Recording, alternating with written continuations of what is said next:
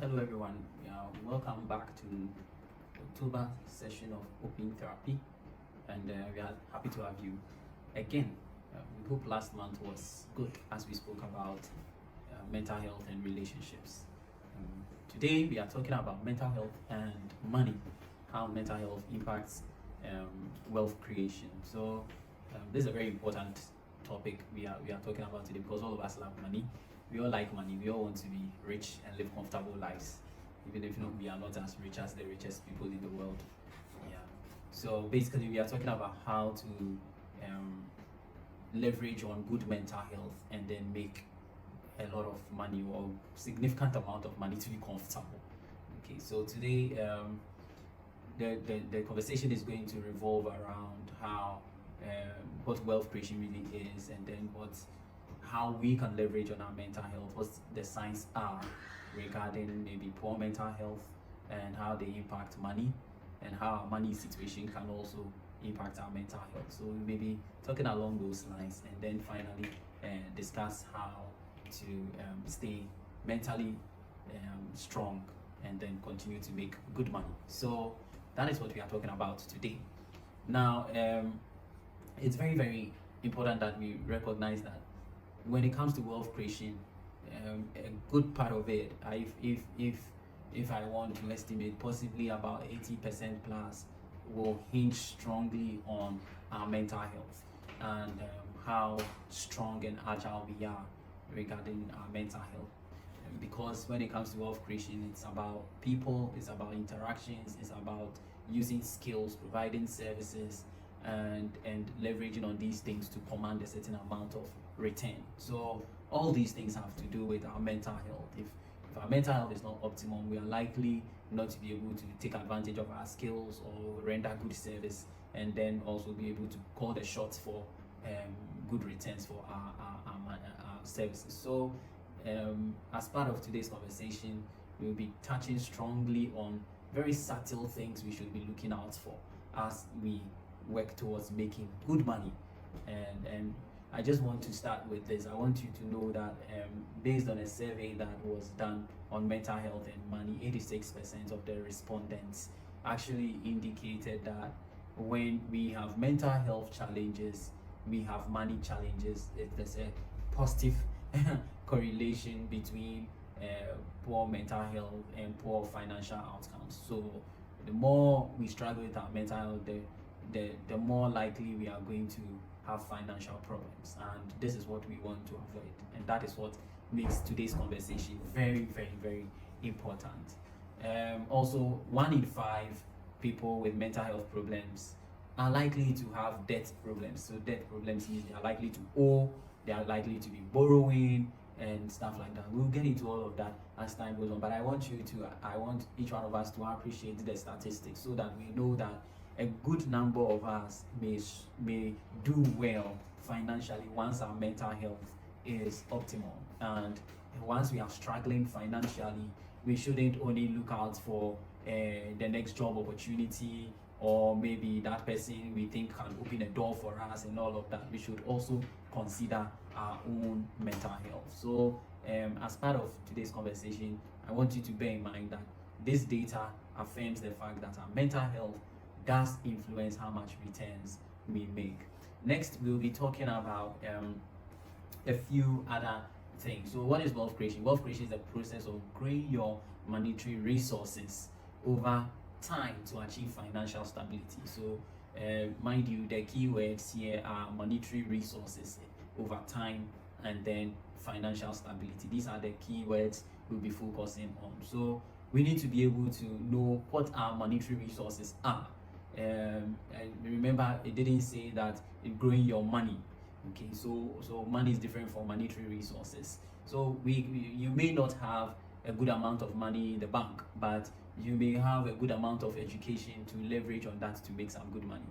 Again, you may not have a good amount of money in the bank, or a very high level of education, but you may have a good number of well-to-do, significant people who can connect you with certain opportunities, and that is also monetary resource. You may also not have good people, but you may have a few opportunities you can leverage on, or a few vocational skills you may have. So some people have made money by cooking, some people have made money by ironing, some people are, we call them laundry people. So those who do the ironing and the washing, some people have made huge tons of money through that. People have made so much money by simply selling basic household things like marks for tea, you know. So these are also resources, more monetary resources based on the skills the person has, and we can leverage on these things. And then wealth can be created much more effectively by investing our money correctly. So when we start making money, we also need to know how to multiply the returns, or multiply the money that we are making. And so multiplication is a key factor. And one of my observations in Africa is that particularly, I was listening to a conversation by some business people, and they were saying that if in certain parts of the world, you are likely to have businesses which have spanned almost 100 years after the founder had passed. But in our part of the world, or in Ghana, where I live and work, you are likely not to have a good number of companies living beyond their owners. Okay, and sometimes some companies even die before their owners. Okay, and these are things we need to be mindful about, because our economic strength must be determined by some other things more than what we know. And being a mental health professional and working with business people, one thing I've realized is that our economic worth is largely determined by our mental state, and we'll get into that right now. Now, how do you make money? This is a very important question we all need to ask. How do we make money? So one of the things that makes people make money is the capacity to think.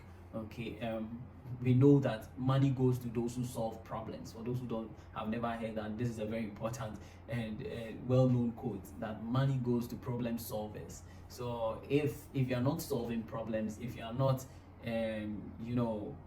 turning situations around, chances are you are likely not to have money. Now, to be a problem solver, you need to be a deep thinker.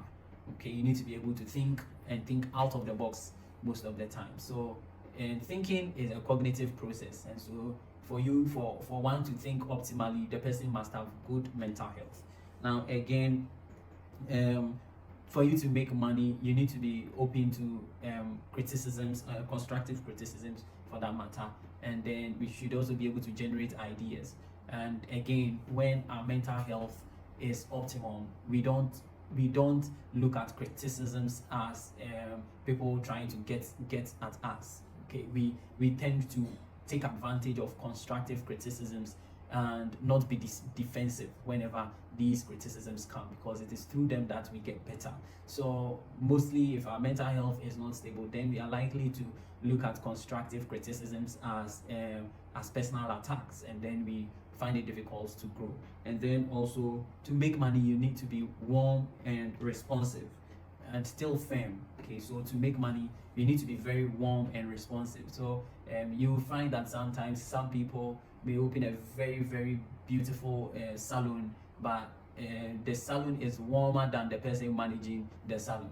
The salon looks beautiful, but the person manning the salon may not be as warm and responsive as he or she should be. And it cuts across. For those who are in corporate world, you are likely to work in a very nice space, beautiful space, but your warmth is what will determine how often you are leveraged on, or you are pushed for certain opportunities. Your warmth is what will determine how much of a threat you pose to people who work with you, and how much they may want to work with you on big projects and not feel that you go behind them and do strange things. So warmth and responsiveness are crucial characteristics. And again, it takes sound mental health for one to be warm and responsive and still be firm. And this is one of the things we need to make money. The other one we need to make money is to be assertive and direct. So mostly people lose a lot of money because they are spoken down on, they are unable to defend their ideas, they are unable to stand for what they believe. And sometimes people take advantage of these people who don't really have a voice. So if you're unable to speak up for yourself, if you're unable to say directly what you want out of a transaction or out of a business conversation, you're likely to lose out. A lot of people may have wonderful business proposals, people have wonderful CVs, and yet they are unable to land very good jobs because they are unable to assert themselves. They cannot speak up and they cannot be direct. I mean, it's quite interesting to find that there are some people, just because they can talk, they get a lot of opportunities even when they don't have the paper to show for it. So, and assertiveness is a very significant aspect of good mental health. Once our mental health is great, we are likely to be more assertive. And so this is also one of the things that makes us make money. And then the other one is psychological flexibility. So if you cannot change when there's the need for change, it's hard to make money, okay, because the economic world is a dynamic world, it's a fast changing world. The business world is a fast changing world. You need to learn one skill or another. You need to attend one continuous professional development program or another. The field of work may change, the time of work may change. Sometimes you have to do longer hours, sometimes you have to do longer meetings and all of that. And so the capacity to be psychologically flexible is a wonderful gift and treasure in wealth creation. If you find it difficult, or when people find it difficult to change, to adapt to situations, to have difficult conversations and still maintain their value system and still not be resentful, then they are likely to make money.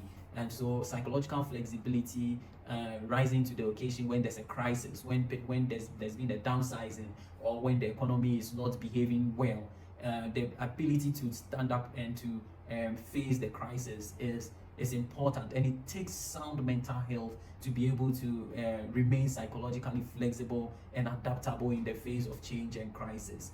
And then the other one is that self-worth. So our self-worth is also a significant predictor of wealth creation. Who you are, how you carry yourself, what you believe, and how much you are convicted about things is very, very crucial in wealth creation. And this is because sometimes when we have good self-worth, we are able to delegate without feeling that somebody is going to take over our job. And so we can do other things after delegation. So it also sometimes when we have good self-worth, we are able to step aside and allow people who are maybe more skilled or more stronger in a certain area to lead, and then so that we can all get the benefits. But a lot of people sometimes struggle with their self-worth, so they want to do the task themselves. They don't ask for help, because asking for help makes them feel like they are not good at what they are doing. Sometimes they are unable to bring people on board. They know this other person is very good and can come on board and make things work, but they feel threatened because of their self-worth,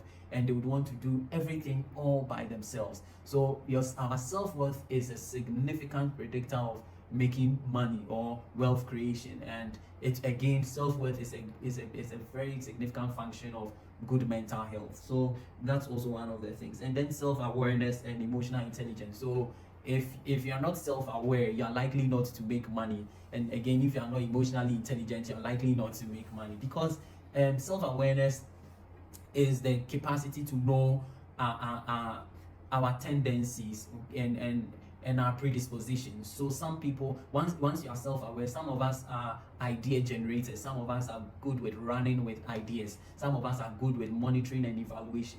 It is good for us to know who we are, what our capacities are, and be able to leverage on that and allow others to also support. So self-awareness is very, very important. If you know that when you see 6 digits in your account, you are likely to start buying things, that awareness of self is what is going to help you find a financial manager to help you put your finances together, because you know that once you have a certain amount of money sitting in your account, you are likely to blow it. Okay. And then also, some of us, when we have a certain amount of money sitting in our account, we just don't want to see it drop. We want to keep it as it is and keep increasing it. And then sometimes because of that, you're unable to take care of yourself, you're unable to attend certain programs because you need to pay for them and attend. You're unable to use the money to your advantage, and that can also significantly significantly impact the amount of wealth we create. And so self-awareness is a very, very crucial part of wealth creation. I'm going to cite a lot more examples as we go along. And then emotional intelligence. I mean, work cannot be done with people, and anybody who makes good money always has to work with people, know how to allow people to be themselves and still leverage on them. So at one point in time, even if you're a computer programmer and you sit behind your laptop and that's what you do, you are still providing a service. You should be able to communicate what you are doing to whoever has asked for your services, and we should be able to communicate clearly and distinctly to these people so that they can find us useful and keep calling us to do the job. So every kind of job, even if you're a miner and you are always in the pit. Once you are in the pit, you are still with people and you have to interact with them down there in the pit. So emotional intelligence is what will get you out of that pit, even if you're a miner. So we need to get down to enhancing our emotional intelligence and our self-awareness so that we can work with people and not shortchange ourselves. And then finally, our self-awareness helps us with our investment strategies. If you are self-aware, you're emotionally intelligent, you're likely to do good in terms of the kind of investment to get into and what will yield you good results. So these 8 points are the psychological tools we need, or treasures we need to make money, and every world-class business leverage on these tools to make money. You can think of them all the big businesses in the world. You would find that it is product delivery, service delivery, and all these things are going to help people, and people must give feedback so that the work can go on better. And all of these things require sound mental health so that feedback is not interpreted wrongly. So we are going to make money, but we need to focus on our mental health and do right in that area, so we can make some good money. Now I'm going to share a few stories with you, and then pick your mind on how these people's mental health impacted their wealth creation. So the first one is that I had the opportunity to work with a very brilliant business person, and this person very good with the business, knows so many people, understands his work, and is able to leverage on the people around him to create or to get good funding. So this person can actually raise funds to the tune of $1 million, huge sums of money. But then whenever the money hits his account, he finds out that over a year or two, he starts building maybe a project, and the project never really gets completed. And then he pays his consultants, and his consultants are unable to give him the outcome or the results that he wants. And so he might raise huge funds, millions of dollars, and then eventually finds out that the money practically is just wasted, as it were, because projects were not finished, consultant did not do their job, and stuff like that. So as I was evaluating this person, I realized something about this person's mental health. Okay, so first of all, I'm throwing this to you before I tell you what I saw as a mental health challenge with this person, which was siphoning his money unknowing to him. Think about it. What will make such a brilliant person, good person,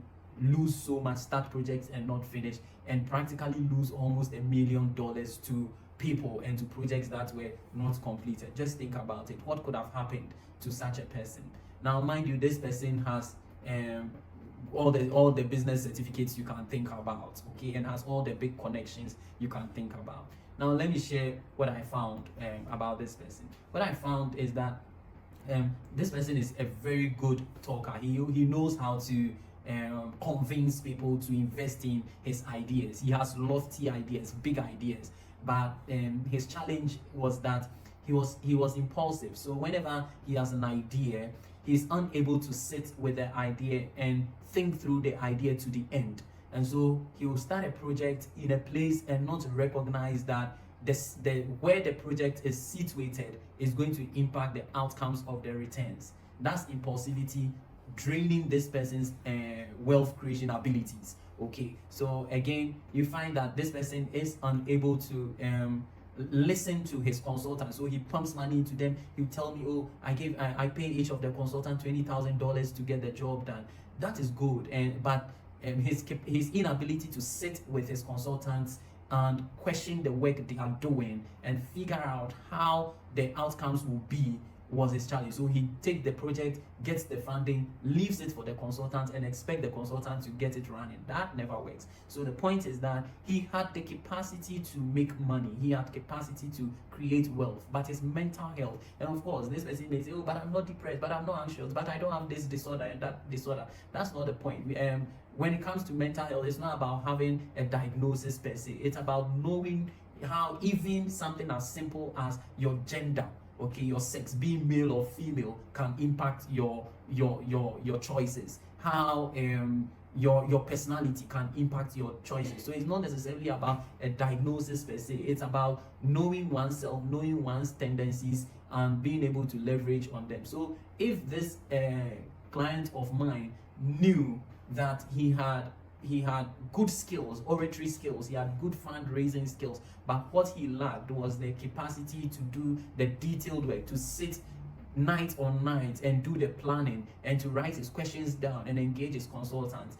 If he knew these were mental health gaps because he was not as assertive as he should be, and then he was also not as emotionally regulated as he should be, he would have possibly hired someone to do that task, and he would have had good returns for his money. So this is how subtly mental health impacts wealth creation. And before he came to see me for something totally different. He came to see me because he was stressed about his business and about the money that was going down, only for him to realize that actually what was feeding or what was sapping the money was his mental health or his personality, which influences his mental health. So this is one case I want you to think about and figure out a bit.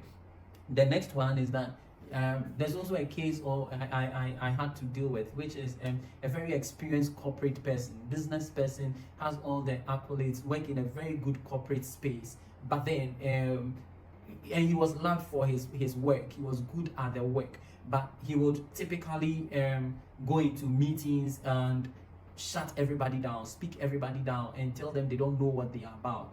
Now, of course, everybody celebrated this person for the work that he did, because when he got to a task, he was good. But what this person didn't realize was that being brilliant and being excellent at your job does not necessarily translate into being liked by your team members and being supported by them.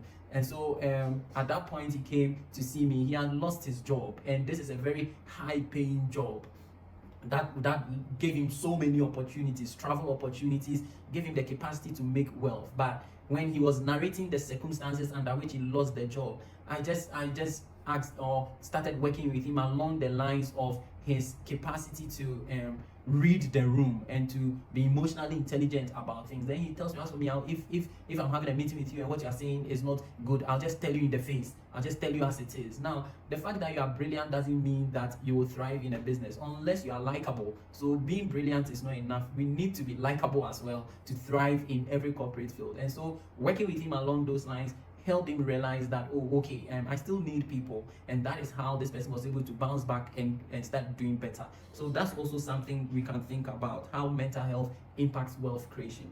Now, the next one is another business mogul, sharp man, built his business from the scratch, but came down with a stroke.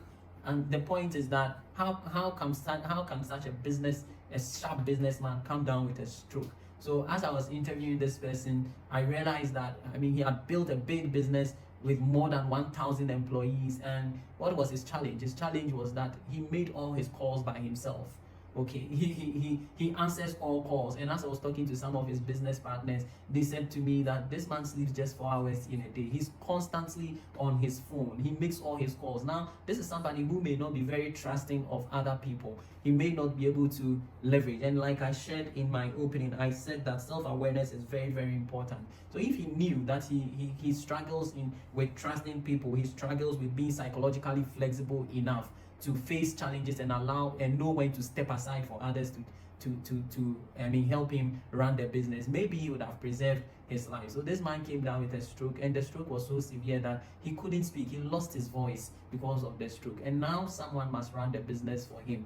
So you can imagine how frustrating it is running a business for decades and suddenly having to step aside just because you are unwell. Again, it's about our mental health. It's about knowing that these are my tendencies, and knowing that based on these tendencies, I could actually run to a halt at some point in time. So these I've shared, I think, 3 cases. Let me share the last case and then have you think about it. So the last one has to do with, a very young, thriving businessman doing well at some point, and then all of a sudden there's a change in political power, and then all the contacts he had built within a certain frame of time were not in the position, and his business required that he maintains contact with people in the political space because he was rendering service to people within that kind of space. And this person, after the change in power, his business just died, and the question is, how did the business die?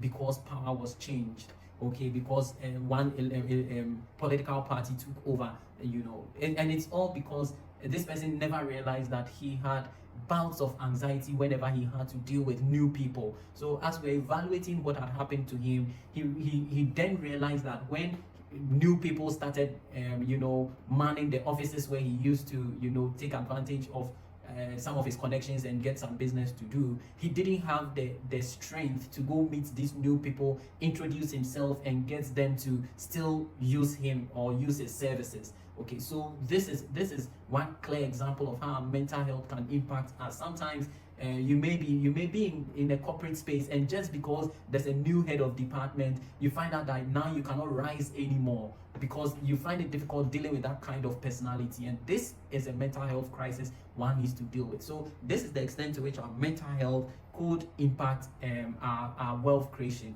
I keep talking about business and corporate people because I find that there are 2 ways of making money. It's either by focusing on corporate and rising through the ranks. Okay, so rising through the ranks or shifting from one good corporate space into another. So you work for a very good corporate entity, they pay you good money, you do good investments, and then you make returns of it. There's that route, and there's the other route of doing business, so starting something or partnering people and building it to a point where it begins to generate funds for you. Whatever route you may belong to, one needs to be able to take advantage of that space and make money. And that's why I shared these 2 routes with us, so that we can make money wherever we find ourselves. I'm sure up to this point we sort of understand or recognize that we are not going to talk about bipolar and borderline depression and all of that as the main causes of not making wealth. It could be as subtle as not being assertive, and that could cost you so much money just not being assertive. Sometimes it could be as subtle as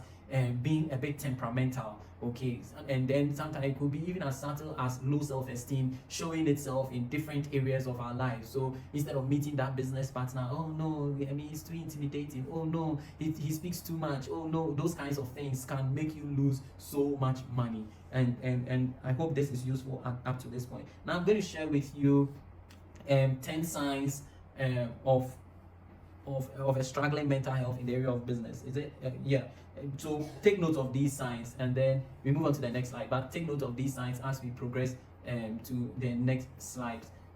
So very soon we will talk about some of the financial emotions that we may have. But take note of these 10 signs, and then we go into financial emotions. I'm sure this is a new term for most of us. Now, I'm going to mention them quickly, and then maybe if you have questions at some point, we can ask them. So the first sign is that, how will you know? I'm talking about signs, or what will make you know that your mental health is getting in the way of you making money. How will you know that your mental health is the reason for you not making money, or your mental health is contributing to your financial challenges? Now, the first one is that when you notice that you are losing money to high-risk investments, it's a sign that your mental health is not optimum, and you may have to talk to a mental health practitioner or a psychologist to to help you notice where the gaps may be. But the first one is that when you notice that you are indulging or consistently indulging in high risk investments. So high risk investments could be, or maybe you hear that there's this opportunity here, okay, for you to put your money in and make maybe 500% in return, and then you find out that, without any form of due diligence, you've done a couple of them, maybe one or two of them. It should tell you that there's something about possibly your mental, your personality, something about you that makes you prone to high risk investments, which are likely to cost you a lot of money. So that is one of the things that will make you know that your mental health could impact your wealth creation when you find yourself losing money to high risk investments. The second one is that when you lose high performing team members. So whenever you're working in a team, whether in corporate or you are doing your own business of a sort, when you notice that you are losing high performing team members, it's a sign that your mental health may be struggling. Now, how does that translate into a sign? So sometimes you may have a certain personality that makes it difficult for very high performing team members to work with you. It may be that sometimes you just rubbish them. Okay, so he's good, and so what kind of approach to things? Now, one good team member can turn your fortunes around.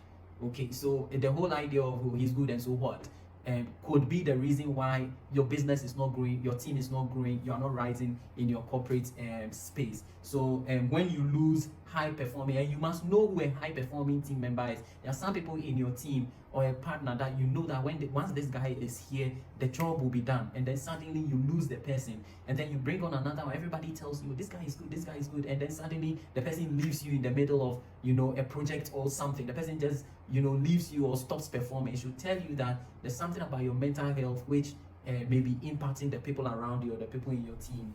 The third one is that when you cripple in meetings. So some people experience a lot of crippling in meetings. When I say crippling, what I mean is that when you find that whenever you have to engage people, whether in business, maybe you have some business partners, there are people you want to engage, and whenever the thought of engaging them comes, it's like, hey, I don't want to have this conversation. Oh no, hey, that kind of thing. It should tell you that your mental health can impact your wealth creation. So be mindful of that whenever you have to have meetings with people, maybe somebody wants you to look at a project for them, and you keep postponing because you feel very anxious and jittery and all of that.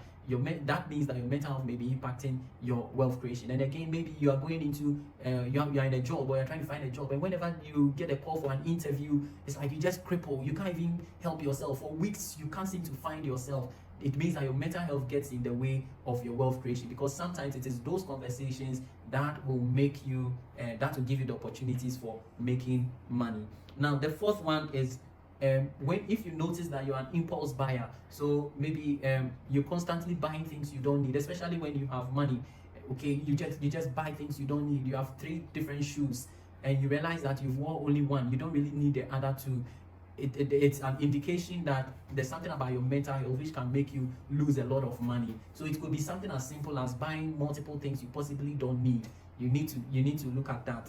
And then the 5th one is when you overstretch your budget just to make favors or to give people favors. So if you have a budget, and of course anybody who wants to make money must work within a budget. So if you have a budget and you find out that sometimes you go beyond the budget just to make some favors for people, just to make some people happy for the sake of it. Oh, so someone shows up and you just got some business opportunity, or you rendered some service, you make some money. Someone shows up and says, oh, please, can you give me this? Or, oh, last time that thing I did for you, oh, Charlie, right now I need your help. Oh, that kind of thing. And you suddenly dish money out like that.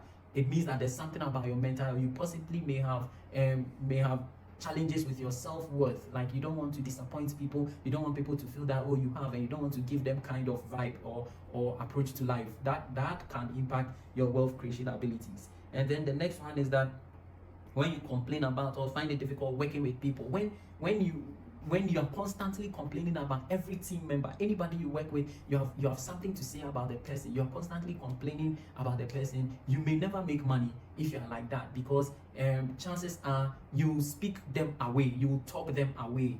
And then sometimes you may have very good clients through whom you can make multiple returns. One client can bring you different opportunities, but because you're constantly complaining about one thing or another, you may find out that you lose the client. And sometimes these things happen even on our blind side. Maybe you are serving a client, or you are rendering a service, and you keep complaining about someone else, and this person and that person. The person you are rendering the service to may just be listening to you and nodding their head as if they support you, but they may be looking at you in a certain way and go like, oh, this guy, I can't trust him because he's constantly complaining about someone. So when you find out that you're constantly complaining, it means it's a sign that your mental health may be impacting your wealth creation. And then the next one is that when you notice that you are constantly sick because of stress, you are likely not to make money when you are constantly sick because of stress. So when all the time, maybe you go to the hospital, they say you are sick, they can't find what is wrong with you, they give you some medication, you come back, a month time you are sick again, or sometimes you break down, psychologically, you can't get out of bed constantly. If it's a constant thing, then your mental health may be impacting your wealth creation. So this is also another sign you should look out for. Number 8, when you dread the future of your career and your business, when you live in constant fear, hey, will my business do well? Hey, will my business do well? Or can I rise in this space? Hey, this space is a good space, but can I rise? If you are living in constant fear of the future, you may not take opportunities. You may try to be politically correct all the time. And once you are like that, you are likely not to make money. So if you live in constant fear of the future, whether career-wise, your profession-wise, or in your business, you are likely not to make money. And then number 9, when you constantly receive queries from your employer, like you're constantly receiving query at one, you've done this, tomorrow you've done that. If you receive 2 or more queries, it means that your mental health may impact how much money you may be making. You may be earning a decent salary and you may be happy about it, but once you're receiving queries, there's a sign, it's an indication that you could have been making more money than you are now. And so don't get too comfortable. Once you start receiving queries, please again, talk to your psychologist, talk to your mental health professional, and figure out what it is about you that predisposes you to some of these lapses in your professional journey. And then also when you receive a lot of negative feedback from clients, okay, when you are working with people and you constantly receiving negative, I'll buy from you again. When you hear things like that, I'll come here again, or I'll work with you. Once you hear that once or twice, be mindful. There's something about you that may be repelling money from you, as it were. And then the final one is that when you're constantly overwhelmed, okay, when you're constantly overwhelmed by your career space or your professional space or your business, when I say constantly overwhelmed, it means that you'll see that you're overwhelmed when most of the time you're a bit temperamental. The least thing you are angry, and everybody says that, oh, but why everything you are angry? Why everything? It should tell you that you're likely not to make money, because there are certain positions in our career that does not necessarily require degrees and all of. They require psychological stability. These are the top positions, the places of decision making. You need to be emotionally agile to sit in those meetings and be paid a certain amount of money after that kind of meeting. So we need to be mindful of these things. And also the final one is when you find out that in everything you go and cry. Maybe I'm still talking about feeling overwhelmed. Maybe after every day, in 2-3 days of work, you cry. Like every 2-3 days of work, you break down, you are crying, you can't go to work, you are just all over the place like that in your emotions. Then it means that you're likely not to make money, because you may not be able to contain the level of stress that comes with wealth creation. Wealth creation is a stress zone. You would have to be able to contain stress to make money. Okay, you have to be able to juggle so many things to make money. And so if you come down crumpling, you're always crying, you're teary, and you can't seem to keep yourself under a certain level of stress, then you need to talk to your mental health professional so that they can keep you afloat, so you can make a lot of money. Now let me talk about financial emotions, and then we can begin to wrap up and take your questions. So when it comes to financial emotions profoundly influence individuals' monetary decisions. They potentially drive spending habits, risk aversion, overall sentiments towards wealth. So some of us are very emotional about money, and that is also a big thing. Now, if you have a fear of losing money, it's a problem. Okay, if you're constantly afraid, hey, I lost money. I had a client who tells me that at some point he had so much financial burden, and then when he spends something, hey, I just lost 2 cedis, hey, I just lost 5 cedis, and he's just concerned. And when he loses money, he certainly will pick up some extra money he has to gamble so that he can make back the money. And he found out that the more he gambled, even the worse he got. Okay, so our emotions regarding finances is a very crucial one. In the next slide. So you need to be able to take advantage of our emotional state, and so there are things to build. So the first thing to build is our emotional resilience. Okay, so we need to be able, when you're working with your mental health professional, bring this to the person's awareness. That tell the person that when I lose money, I just can't seem to help it. Or when I make money, I just don't know how to plan and keep it going, or make the money work for me. It means that that person will help you with your emotional resilience when it comes to your finances. And then the next one is that always look out for your patience when it comes to money. So if you want to be emotionally intelligent financially, then you need to be patient with your finances. So sometimes the desire to make so much money within a short space of time could actually be a huge risk for making money. So we need to cultivate financial patience, setting goals that this year I want to make 300,000 cedis at the end of the year. And in making 300,000 cedis, this is my salary. This is my side hustle. Okay, and this is how much my side hustle brings to me. All other things being equal, okay, I cannot make 300,000, but I think based on my expenditure, my side hustles, and all foreseeable things, I can make maybe 150,000 cedis. That's okay. If you are working with, that's the amount of money. So just be deliberate about investing the money in a way that you can at least make a bit more than the 150 your financial decisions would have brought to you directly. And then the next one is that manage your financial stress very well. So the idea of financial stress is a big one. Some of us, especially for those of us in this part of the world where employment is a big issue, not all of us have jobs, and sometimes when you have a job, you are the only one who has a job in the entire family kind of situation. You want to be able to manage your financial stress. So when you are working with parents, or you are working with siblings who may be depending on you at one point in time or another, if you really want to do this, then decide on how much of your money is going to go to family. So have a clear-cut budget, including everybody. So you tell that sister of yours who will typically come and take your shoe and come and take your shirt and those kinds of things. Tell the person that, hey, this is the money I have, and this is how much I'm going to give you at the end of the month. You live within it. If you're unable to live within it, I'm sorry, I cannot help you. It has to be next month. Some of us have those kinds of commitments, and we must be clear and explicit. And some of our mental health can really impact us in such a way that sometimes, because for those of us who may have had that kind of exposure, we may have struggled financially. Our parents were struggling financially. Once we get a good opportunity by God's grace, we tend to think that we should solve all the family problems. So we want that sister to go to university, we want to pay her fees, and we want to solve all the problems. It's not bad if you have the capacity, but that sister whose fees you want to pay must know that this is how much money you are committing to her every month towards her education, and she must learn to live within that. That brother must know that you are trying to set him up for business, and you are investing this amount of money. Once you give him this and the business takes off, you are done. So when the person shows up in your house, one Sunday, Charlie, bro, can't you give me some 500 cedis to sort myself out? It is a no. And I spoke about assertiveness. If you cannot assert yourself, go and talk to your psychologist and learn assertiveness, else you lose a lot of money. Learn to tell that brother of yours, no, I can't sort you out. I've given you this amount of money for business. Run the business well and feed off it. I'm not supporting you anymore. You need to be assertive like that. So we need to manage our financial stresses in those ways so that we can make money and plan towards making more money. Now, the next one is to set financial goals. So if you don't have a financial goal, please set financial goals. Okay, know how much money you want to keep as liquid every point in time. So know how much you spend, maybe your TNT, your utilities, know how much you spend. So you know that every month this quantum of money comes into your hands. And whenever you need this amount, maybe you need a tenth of it to be liquid. Okay, to be liquid basically means that you can buy a few things if you really need to. If some emergencies come up, you can. So you should know how much money you need for that. Now, the rest of your money, after you've done all your expenses, must be working for you.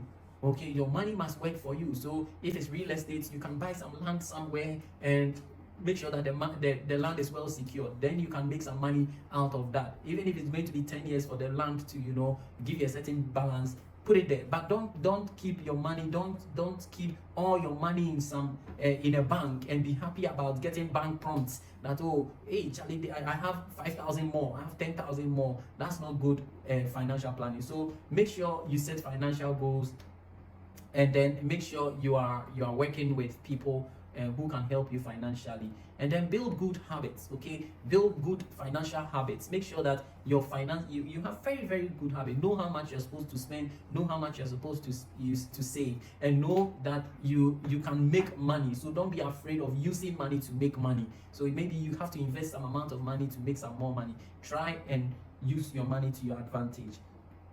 And then finally, I'm going to talk about just being a bit more risk intelligent. Okay, so sometimes we may hear a lot of wonderful ideas from people, I mean, ways to make money and all of that. Please again, be risk intelligent. So whenever you want to invest your money into something, don't just sit down and do your own calculation.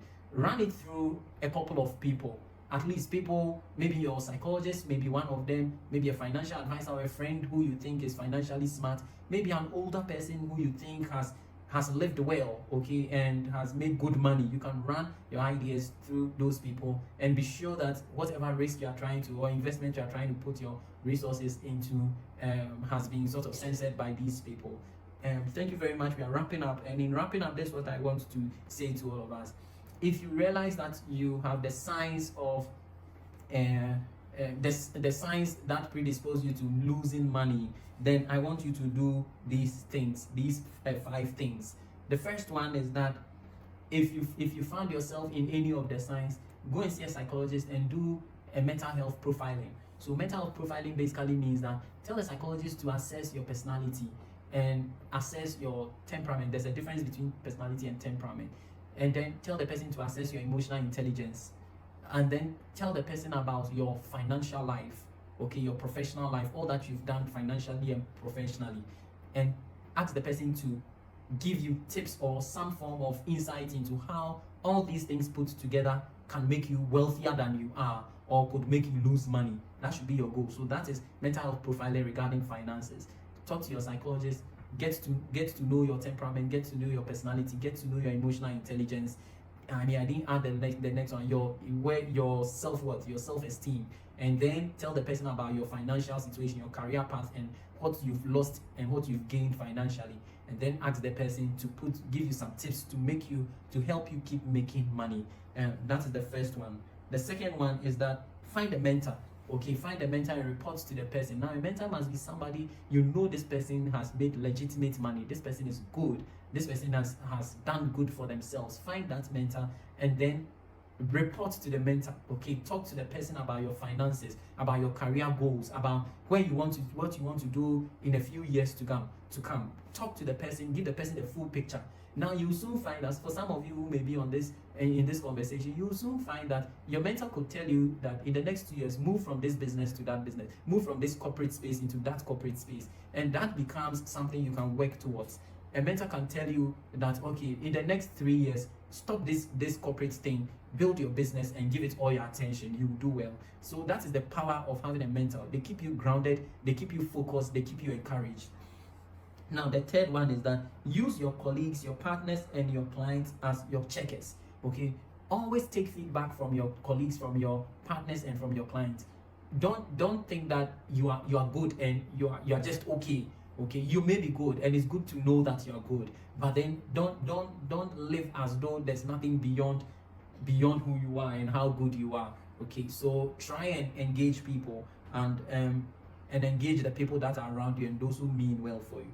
Number 4 is that widen your business scope. Try and widen your business scope. Go for seminars. Okay, join business seminars and learn. The more you learn, the more you recognize your lapses, the more you recognize your strengths, and then you can take advantage of them. And then finally, find your best psychologist and stay with the person.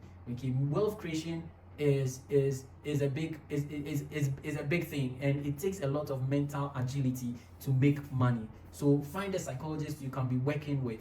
Know your tendencies, report to the person how you are feeling health-wise, and then decision making wise, and then get some of the things that you may not be conscious of, okay, and then find some of the things you may not be conscious of and work through them, and I'm sure you can make a lot of money if you work with this. Now let me leave you with this. These 5 things I mentioned suggest that you need something like a board, you need work colleagues, you need a mentor, you need your psychologist. Okay, now these people can form your private board. They may not meet together and have meetings with you about your life, but once you pick things from each of these persons, they can help harness you.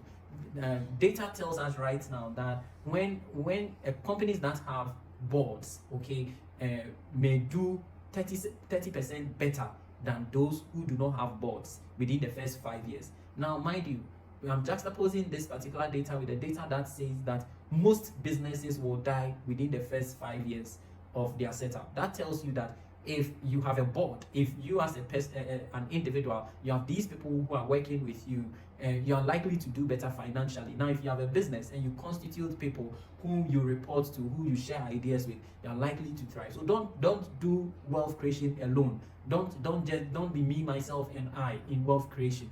Have people around you, leverage on their strength, and then listen to them and take advantage of the advice you get and make more money for yourself. Because when you make money, your mental health will be optimum. When you make money, you can afford your mental health services. When you make money, you will sleep well. When you make money, you can go for those vacations. When you make money, you can retire early and enjoy your life.